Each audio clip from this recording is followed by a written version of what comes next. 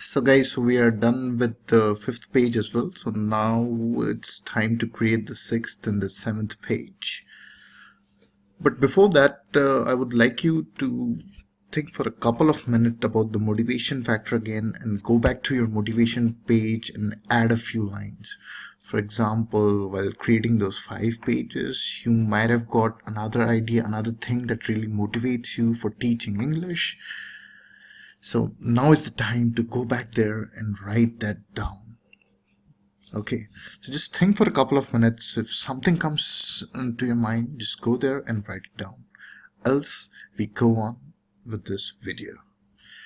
Okay, so the last lecture, the last video was probably the most important because there I introduced the table approach, and table is really everything for us. Table really encapsulates everything what the student needs to know to learn English. Okay, so if the student understands the table, then he understands everything that is there in that lesson. Once the table is there in front of the students, he can make n number of sentences using that table. So it's really useful. Okay, so probably yeah. So that's what we discussed in the last lecture, in the last video, how to create this table. So, you must be thinking what really happens in a classroom or a teaching kind of scenario. So that you're ready with this table in your ebook, and then you go to your students and then you recreate this table in his or her notebook, and then what? So the first thing that you have to do after you create this table in your student's notebook probably is that you give him a few sample sentences, as I told you last time. For example, I am Raghav. You are a male. These kind of simple sentences which just follow this order. Column 1 sentence, this thing, and then you have your column 2 word, and then column 3 word. I am Raghav. You are a girl, a boy, whatever. He is happy, something like that. Or maybe he is Raghav. She is a girl. Quite obvious, but still. So these kind of sample sentences you have to give your students. So that's when the things really become clear for the student. That's when he can visualize that, yes, these are the kind of sentences I can make from this table. So creating sample sentences from the table is very important, but it's so obvious that I have skipped that. I've really skipped that part. Okay, from this slide, it's just too obvious and important to do, and it's obviously very easy to do as well. Okay, so now we come to the problems that you're going to face while teaching this. So what I want you to do is, I'll give you some of the problems based on my teaching experience and what I've learned over the years working with so many volunteers. These are the standard 5 problems that we used to face, and I came up with my own solution for each of these problems, and probably you also would have something in your mind to tackle these problems. So now is the time to start thinking about the problems that you are going to face while teaching this table. So I'll give you the problems, and then you gotta think about the problem first and then about possible solution. Everybody has a good intuition, has some experience of teaching. Maybe you've taught your brother, you taught someone, you taught somebody, your friend probably for the maths lesson or something like that. So everybody has a good idea about teaching something or the other, even if you've taught cooking. So then you can relate to these problems and then come up with your solution based on your experience. Okay, so let's dig in. So let me show you the first problem. Teaching the single plural variation. Let's go back to the table to understand what that means. Single plural variation. Okay. So in this table, some of the pronouns are single, like this is I, you, he, she, it, and some are plural, these two, we and they. So if the subject, that is the first pronoun, pronoun. If the pronoun is plural, then the object, the last part, this last column also has to be plural. But here I did not write any plural, words, just not to make it complicated. But eventually when you're going to teach about this plural pronouns like they and we, you would have to include a few plural words here, like pencils probably. We are boys, something like that. They are pencils. You just point to a stack of pencils, something like that. These kind of things. So this variation you have to teach what is singular and what is plural. If your student knows about that, then it's well and good, but generally you gotta teach them the singular plural variation. So this is one of the problems, that the student should be clear on the singular plural variation of words. The next problem, making the students to speak up. Okay, so as you know, in the class, once you teach this table to your students, once you recreate that table on the blackboard or on the notebook of the students, then the students have to speak up. They have to come up with sentences from the table. So you gotta make sure that the students speak up. How are you going to do it? Let's see. That's the second problem, making students speak up. The language divide. Okay, so this table, because this is another one of another advantage of this table, is that even if you don't know the native language of the student, let's say your student is Spanish and you just know English, so your student wants to learn English, so you don't have to learn Spanish to make him learn English. You could still go with this English table.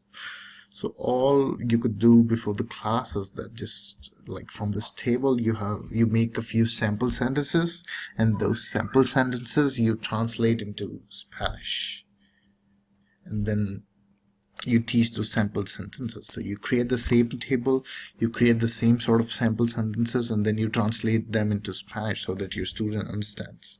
So this is one approach to to overcome this problem of the language divide. That is my approach. That is what I used to do. So let's see what you come up with. And then asking the right questions. So if you want your students to speak up, if you want your students to make sentences from this table, you gotta enable them to, you gotta give them a conducive environment to speak up. And and the easiest way to encourage a person to speak up is to ask them the right questions. For example, if the sentence is I am Raghav, that's my name, so your question could be, what is your name? Now this question your student probably might not understand in English, so you got to translate that into his native language, like what is your name in Spanish, and then ask the student to give back a reply in English, that I am Raghav, something of that sort. Okay, so that's what I mean by asking the right questions. Asking questions for which the answers are there in the table. Alright, that's very important. And then limiting the sentences. This is also very important. So generally what happens in a classroom scenario is that your students, they know bits and pieces about the English language. So they might have heard a complex phrase like shape in or ship out or something of that sort, and they might even know the meaning of a complex sentence in English, but probably they are not even clear with simple basic sentences that we cover in the table. So you have to ensure that while teaching this table, whenever students speak English, as in whenever they come up with new sentences which are not there in the table, you have to ensure that they come back to the table. For example, if they're making a lot of sentences which cannot be derived from the table, you have to ask them to limit themselves to the table. That's very important. Eventually, as they learn more and more English, all of those complex sentences are going to be covered. Eventually that is going to happen. But right now, you have to only deal with sentences which can be wrapped around in that table. So limiting the sentences is kind of important. Alright. So now for your 6th and 7th page, let me show you what you're going to do. Okay, here we go. So how am I going to teach this table? And then that is your 6th page, that is the heading of your 7th page. Okay, so this and it's probably gonna be 10 something. Yeah. Okay, so how am I going to teach this table? So then below this question I have all those 5 problems that I listed there. I have listed those 5 problems here, like the first problem of teaching the single plural variation, and then below that problem I just give my suggestion that how am I going to tackle this problem of teaching the student the single plural variation, by making a list of words wherein some have plurals and others don't. That's my approach. So here you gotta come up with your own approach, whatever. Okay, so you have to think, you got, if you want you can Google and just come up with your own approach to this problem. Similarly for all the other problems, for example, to make students speak up, I would try to be a little bit extra friendly. I would try talking to them by being in their shoes, as in by looking at the situation from their perspective, so that I understand what they're going through in life. So this really helps the students to speak up. Similarly for the language divide, as I said, I would translate a few common sentences or the sample sentences in the student's language before coming to the class, so that would help me. And then, so that is your 6th page, and then probably your this thing, your 7th page would again be continuations. Here I want to just cover with these 2 remaining problems, as in asking the right questions. So you have to ensure that the questions are to the point. That is my suggestion. And otherwise you have to, once you ask the question, the student might not automatically speak up, so you have to give them suggestions for the answer. That's also important. And then the last problem, limiting the sentences. So one of the most common ways in which you can do is by asking the right questions, and then also by providing them the right sample sentences. So, and obviously in some cases a question could have multiple answers, multiple sentences. So in such situations you could give them a sentences which is you could give them a sentence which is part of the table, and then give them another sentence which is also the answer but is not part of the table, to give them a little more context. Okay, so these are just my ways to tackle these problems.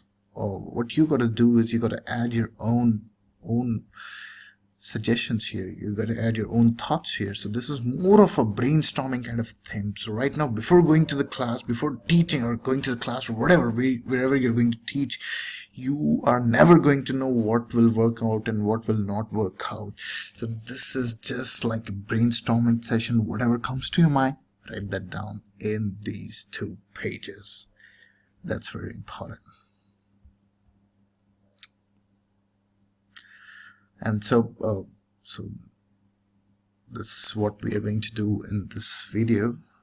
That's what I plan for this video. And in the next video, after you do with this teaching the table, you're done with this teaching the table, then we're going to discuss how you're going to form exercises and activities around this table, so that the student really takes home the message that you taught him. That's also very important. Okay, so let's see how you find this video in the next one. Thank you.